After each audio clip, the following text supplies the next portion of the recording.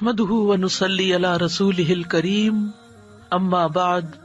فاعوذ بالله من الشيطان الرجيم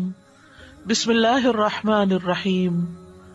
رب اشرح لي صدري ويسر لي امري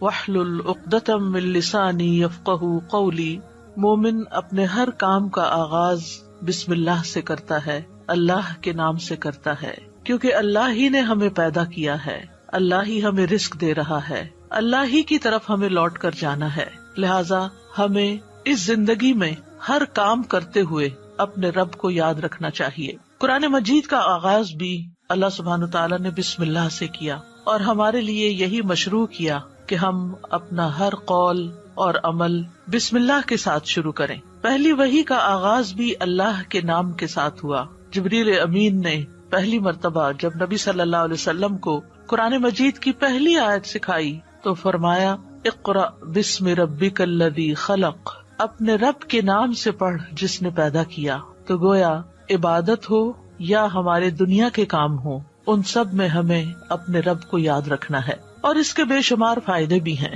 اللہ سبحانہ تعالیٰ کا نام بابرکت ہے، لہٰذا جب ہم اللہ کے نام سے کوئی کام شروع کرتے ہیں تو ہمارے کاموں میں برکت پیدا ہو جاتی ہے۔ قرآن مجید میں آتا ہے تبارک اسم ربک ذو الجلال والاکرام، بہت بابرکت ہے تیرے رب کا نام جو بہت عظمت والا، اکرام والا ہے۔ جب ہم عبادت کرتے ہیں تو کہتے ہیں ایاک نعبد و ایاک نستعین، صرف تیری ہی ہم عبادت کرتے ہیں اور تجھی سے ہم مدد چاہتے ہیں، کیونکہ ہم کمزور ہیں، ہم اللہ کی عبادت کا حق ادا نہیں کر سکتے۔ اس لیے کوئی بھی کام جو عبادت کی نوعیت سے تعلق رکھتا یعنی خاص عبادات سے، ان کے آغاز میں بھی اللہ کا نام لینا چاہیے، کیونکہ اس سے اللہ کی مدد حاصل ہوتی ہے، اور پھر مزید نیک کاموں کی توفیق بھی ہوتی ہے۔ انسان برائی سے بچتا ہے، شیطان کے وار سے محفوظ رہتا ہے، کیونکہ اللہ تعالیٰ کی مدد، توفیق اور سپورٹ انسان کو حاصل ہو جاتی ہے، اور انسان کے اندر کوئی فخر اور غرور نہیں آتا۔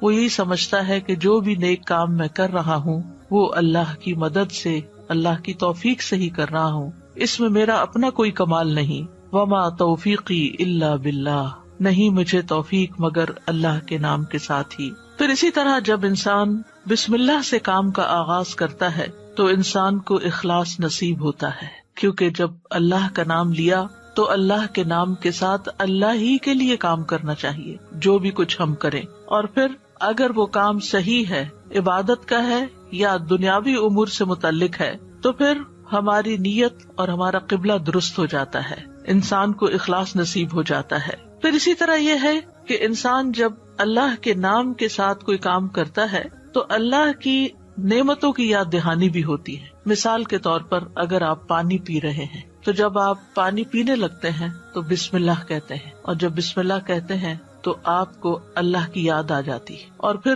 ساتھ ہی وہ نعمت جو آپ استعمال کر رہے ہیں اس کے بارے میں غور و فکر بھی نصیب ہوتا ہے کہ یہ اللہ نے پانی پلایا ہے، اور پھر انسان کا غور و فکر اسے کہیں سے کہیں لے جاتا ہے، اس کے اندر ایک وسعت پیدا ہوتی ہے، وہ سوچتا ہے کہ یہ پانی میرے گلاس میں کہاں سے پہنچا، کس نے اتارا۔ تو ظاہر ہے کہ پانی کا پیدا کرنے والا بھی اللہ ہے، اور تمام چیزوں کو اللہ سبحانہ تعالیٰ نے پانی سے پیدا کیا۔ ہم تک جو پانی پہنچتا ہے کچھ تو زمینی ذرائع سے اور بیسیکلی بارش کے ذریعے آتا ہے۔ بارش کیسے آتی ہے؟ سمندروں کا پانی بخارات کی شکل میں اوپر اٹھتا ہے اور پھر بادلوں کی شکل میں جہاں اللہ چاہتا ہے برساتا ہے۔ جب بادل برستے ہیں یا برف پڑتی ہے تو پہاڑوں کی چوٹیوں پر اور مختلف جگہوں پر یا تو پانی جم جاتا ہے یا پھر ندی نالوں کی شکل میں، دریاؤں کی شکل میں بہنے لگتا ہے، اور کچھ پانی رس کر زمین کے اندر چلا جاتا ہے، چشموں کی شکل اختیار کر لیتا ہے، اور پھر مختلف ذرائع سے ہوتے ہوتے وہ ہم تک پہنچتا ہے جسے ہم پیتے ہیں، اور جب پیتے ہیں تو پھر اللہ کا شکر ادا کرتے ہیں اور آخر میں الحمدللہ کہتے ہیں۔ لیکن اگر اتنے اہتمام کے ساتھ جو پانی میرے گلاس میں پہنچا اس کو میں نے اللہ کو یاد کیے بغیر، نعمت دینے والے کا نام لیے بغیر ہی پی لیا، تو اس سے بڑھ کر ناشکری کیا ہو سکتی ہے۔ پھر اسی طرح اگر انسان کھانا کھاتا ہے اور اللہ کا نام لیتا ہے تو وہ ضرور سوچتا ہے کہ کیا جو کچھ میں کھا رہا ہوں یہ اللہ کی مرضی کے مطابق بھی ہے یا نہیں، حلال ہے یا حرام ہے، اور پھر کس طریقے سے میں اس کو کھا رہا ہوں اور کس طریقے سے یہ مجھ تک پہنچا ہے، ان ساری چیزوں پر بھی غور و فکر ہونے لگتا ہے۔ تو گویا بسم اللہ پڑھنا بار بار انسان کو اللہ کی یاد دلاتا ہے، اور اس طرح انسان اللہ کی اطاعت کی طرف مائل ہوتا ہے، اللہ کی دی ہوئی نعمتوں کو اللہ کی رضا میں استعمال کرتا ہے، اور اللہ کو یاد کرتے ہوئے اللہ کا قرب حاصل کر لیتا ہے۔ یعنی جب ہر کام کے شروع میں جب اٹھتے بیٹھتے چلتے پھرتے ہم اللہ کا نام لیتے ہیں تو اس طرح ہمیں اللہ سبحانہ تعالیٰ کا قرب نصیب ہوتا ہے، اور ہمارے دنیا کے کام بھی عبادت بن جاتے ہیں، کیونکہ وہ اللہ کی مرضی کے مطابق اللہ کی رضا کے لیے ہوتے ہیں۔ اور اس طرح دنیا میں بھی کاموں کے اندر برکت پیدا ہوتی ہے، سہولت پیدا ہوتی ہے، اللہ کی مدد شامل حال ہوتی ہے، اور آخرت میں بھی یہ عمل فائدہ دیتا ہے، اور انسان کے اندر کوئی تکبر و غرور پیدا نہیں ہوتا۔ وہ سوچتا ہے کہ جو کچھ مجھے ملا ہے یہ اللہ کا فضل ہے۔ پھر ہم دیکھتے ہیں کہ انبیاء کا طریقہ بھی یہی رہا ہے۔ نوح علیہ السلام کے بارے میں آتا ہے کہ جب وہ کشتی پر سوار ہوئے تو انہوں نے دعا پڑھی، اس کا آغاز بھی بسم اللہ سے کیا، بسم اللہ مجریہا و مرساہا۔ اسی طرح سلیمان علیہ السلام نے ملکہ سبا کو جو خط لکھا اس کے آغاز میں بھی بسم اللہ لکھا۔ پھر اسی طرح ہم دیکھتے ہیں کہ نبی صلی اللہ علیہ وسلم متعدد مقامات پر بسم اللہ کی تعلیم دیتے ہیں، جس کے بارے میں آگے ہم متعدد احادیث میں دیکھیں گے کہ کس طرح آپ صلی اللہ علیہ وسلم کی زندگی کا ایک اہم حصہ تھا بسم اللہ پڑھنا،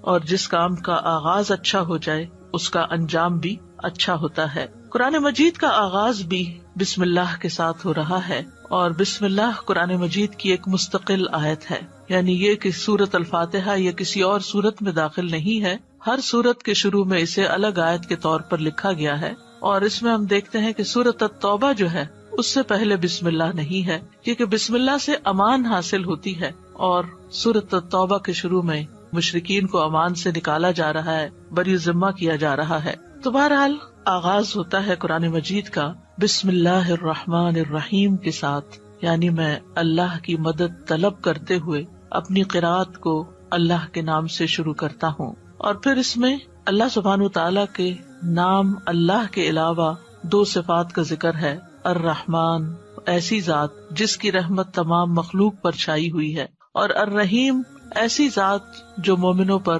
آخرت میں بھی رحم فرمائے گی۔ جہاں تک لفظ اللہ کا تعلق ہے تو اس کو اسم الجلالہ بھی کہتے ہیں۔ اللہ کی اصل الالہ ہے، اور لغت عرب میں الہ 4 معنوں پر بولا گیا ہے۔ نمبر 1 المعبود جس کی عبادت کی جائے، نمبر 2 الملجا جس کی پناہ لی جائے، نمبر 3 المفزوع الیہ گھبراہٹ میں جس سے مدد حاصل کی جائے، نمبر 4 المحبوب وہ محبوب جس کے ساتھ عظیم محبت ہو اور اس کے بارے میں عقلیں حیران ہو جائیں۔ تو اللہ کا لفظ اللہ سبحانہ تعالیٰ کا اسم ذات ہے، یعنی ذاتی نام ہے، سب ناموں سے عظیم اور اعلیٰ ہے، اور یہ جلیل القدر نام اللہ سبحانہ تعالیٰ کے جتنے بھی باقی نام ہیں وہ سب اسی نام کی طرف لوٹتے ہیں، یعنی وہ اللہ ہی کے نام اور اللہ ہی کی صفات ہیں۔ اور اس کو امام غزالی کہتے ہیں کہ یہ اللہ تعالیٰ کے ناموں میں سے سب سے زیادہ عظیم نام ہے، کیونکہ یہ اس ذات الہی پر دلالت کرتا ہے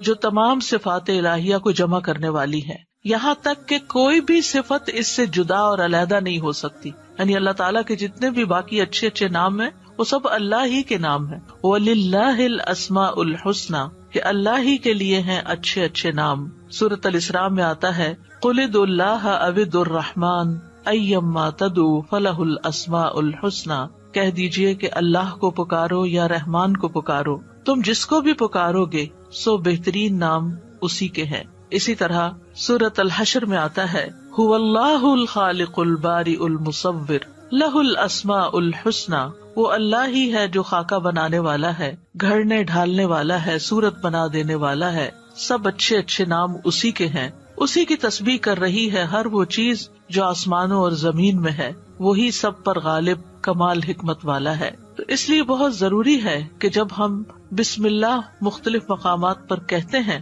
تو ہمیں اللہ کی پہچان بھی ہونی چاہیے۔ اللہ سبحانہ تعالیٰ کو پہچاننا بھی ضروری ہے، اور اس کی پہچان اس کی نشانیوں کے ساتھ بھی ہوتی ہے جو کائنات میں پھیلی ہوئی ہیں، اس کی پہچان اس کی کتاب کے ذریعے بھی ہوتی ہے، اور اس کی پہچان نبی صلی اللہ علیہ وسلم نے بھی کروائی ہے۔ لہٰذا اگر ہم اللہ تعالیٰ کو پہچانیں گے تو ہم صحیح طور پر پورے شعور کے ساتھ بسم اللہ ادا کریں گے۔ بلحجیم قبیلے کے ایک آدمی سے روایت ہے، وہ کہتے ہیں کہ میں نے پوچھا اللہ کے رسول آپ کن چیزوں کی دعوت دیتے ہیں؟ نبی صلی اللہ علیہ وسلم نے فرمایا میں اس اللہ کی طرف دعوت دیتا ہوں جو یکتا ہے. قال ادعو الی اللہ وحدہ. کون ہے اللہ؟ وہ اللہ کہ جب تم پر کوئی مصیبت آتی ہے اور تم اسے پکارتے ہو تو وہ تمہاری مصیبت دور کر دیتا ہے، اور جب تم کسی بیابان اور جنگل میں راستہ بھول جاؤ اور اس سے دعا کرو تو وہ تمہیں واپس پہنچا دیتا ہے. جب تم قحط سالی میں مبتلا ہوتے ہو اور اس سے دعا کرتے ہو تو وہ پیداوار ظاہر کر دیتا ہے، یعنی تمہارے سب کام وہی بناتا ہے. لیکن یہاں خاص طور پر اس آیت کے اندر یعنی بسم اللہ الرحمن الرحیم کے اندر اللہ سبحانہ تعالیٰ نے اپنا جو تعارف کرایا ہے، اپنی جو پہچان کرائی ہے، وہ اپنی صفت رحمت کے ساتھ کروائی ہے کہ کون ہے اللہ؟ وہ جو بے حد مہربان، بہت ہی زیادہ مہربان. الرحمن فعلان کے وزن پر مبالغے کا صیغہ ہے کہ جو بہت ہی زیادہ، یعنی انسان کی عقل اس کو کمپریہنڈ کر ہی نہیں سکتی کہ وہ کتنا مہربان ہے. اور پھر مزید اسی صفت سے، صفت رحمت ہی سے الرحیم کا لفظ آیا کہ جو بار بار رحم کرنے والا ہے. لہٰذا اللہ سبحانہ تعالیٰ وہی ہے جو اپنی رحمتیں نچھاور کرتا ہے، اور رحمت کا مطلب ہے نرمی اور شفقت کرنے والا. گویا اللہ سبحانہ تعالیٰ کی صفات میں اللہ تعالیٰ کے اپنے بندوں کے ساتھ، اپنی مخلوق کے ساتھ معاملہ کرنے میں نرمی اور شفقت ہے. اور رحمان اور رحیم دونوں صفات اللہ ہی کی ہیں، دونوں نام اللہ ہی کے ہیں، لیکن دونوں میں تھوڑا فرق ہے. رحمان ایسی رحمت والا جس کی رحمت دنیا کی تمام مخلوقات کو اور آخرت میں مومنوں کو بھی شامل ہے، یعنی یہ رحمت عام ہے. اور اسی نام سے اللہ سبحانہ تعالیٰ نے اپنے آپ کی پہچان کروائی کہ الرحمن علی العرش استویٰ، وہ بے حد رحم فرمانے والا عرش پر بلند ہوا. اور رحیم سے مراد ایسی رحمت والا کہ جو قیامت کے دن صرف مومنوں کے لیے ہوگی. اور ہم جانتے ہیں کہ اللہ سبحانہ تعالیٰ کی رحمت کے 100 حصے ہیں، جس میں سے صرف ایک حصہ دنیا میں اتارا ہے، باقی اللہ سبحانہ تعالیٰ نے آخرت کے لیے، یعنی اس کی باقی رحمتیں 99 جو ہے وہ آخرت کے لیے ہیں، جس کی بنا پر وہ بندوں کی بخشش فرمائے گا. یہاں دونوں ناموں کو اکٹھا کیوں کیا گیا ہے؟ اللہ سبحانہ تعالیٰ کے دونوں نام الرحمن اور رحیم کا مل کر آنا اللہ سبحانہ تعالیٰ کی رحمت کے مزید کمال کو بیان کرتا ہے. اور اس کے بارے میں ابن القیم رحمہ اللہ کہتے ہیں کہ جہاں تک الرحمن اور رحیم دونوں ناموں کو جمع کرنے کا تعلق ہے تو اس کا معنی ان دونوں معنوں سے اچھا ہے جو معنی ان کے الگ الگ بیان کیے جاتے ہیں، یعنی وہ مزید جمع ہو جاتا ہے. اور وہ یہ ہے کہ الرحمن اللہ کی قائم صفت پر دلالت کرتا ہے اور لفظ الرحیم اللہ کی مخلوق پہ کی جانے والی رحمت سے تعلق رکھتا ہے. پس پہلا نام جو ہے اللہ کی ذاتی صفت رحمت پہ دلالت کرتا ہے، اور دوسرا نام اللہ کے فعل پر دلالت کرتا ہے کہ اللہ اپنی رحمت کے ساتھ مخلوق پر رحم فرماتا ہے. اور ابن قیم یہ بھی کہتے ہیں کہ ان دونوں صفات کو جمع کرنے کا یہ فائدہ ہے کہ اللہ نے دنیا میں جلد اور آخرت میں بعد میں واقع ہونے والی رحمت کی خبر دی ہے، اور اللہ کی خاص اور عام رحمت کے متعلق خبر دی گئی ہے، اور اللہ کی رحمت اس کے غضب پر غالب ہے. ابو ہریرہ کہتے ہیں کہ رسول اللہ صلی اللہ علیہ وسلم نے فرمایا، جب اللہ مخلوق کو پیدا کر چکا تو اس نے اپنی کتاب لوح محفوظ میں لکھا جو اس کے پاس عرش پر موجود ہے کہ میری رحمت میرے غضب پر غالب ہے، اور اس کی رحمت بہت وسیع ہے. قرآن مجید میں آتا ہے وَرَحْمَتِي وَسِعَتْ كُلَّ شَيْءٍ، میری رحمت نے ہر چیز کو گھیر رکھا. کوئی اس کو مانتا ہے یا نہیں مانتا، اس کی عبادت کرتا ہے یا نہیں کرتا، جتنے بھی ہم دنیا میں لوگ چل پھر رہے ہیں، سخت نافرمانیاں کرتے ہیں، لیکن اس کے باوجود وہ ہمیں جینے کی مہلت دیتا ہے، رزق دیتا ہے، ہمارے کام سنوارتا ہے، ہمیں مشکلات سے بچاتا ہے. تو اللہ کے یہ دونوں نام جو ہیں، انسان کو اگر ان کی پہچان ہو جائے تو ہر غم اور پریشانی اس کی دور ہو جائے. کیونکہ ہر تکلیف میں، ہر مشکل میں اگر انسان یہ یاد کر لے کہ میرا رب بڑا ہی مہربان ہے، بڑی ہی رحمت فرمانے والا ہے، تو انسان کی پریشانی دور ہو جائے کہ وہ ہے کوئی جو میری مشکل آسان کر سکتا ہے، اور وہ اپنی رحمت فرمائے گا اور ضرور کر دے گا. تو ہمیں ہر کام سے پہلے بسم اللہ پڑھنی چاہیے، کیونکہ اللہ سبحانہ تعالیٰ کا نام لینے والا کامیاب ہوتا ہے. جیسے کہ قرآن مجید میں آتا ہے قد افلح من تزکا وذکر اسم ربہ فصلی، بے شک کامیاب ہو گیا جو پاک ہوا اور اس نے اپنے رب کا نام یاد کیا.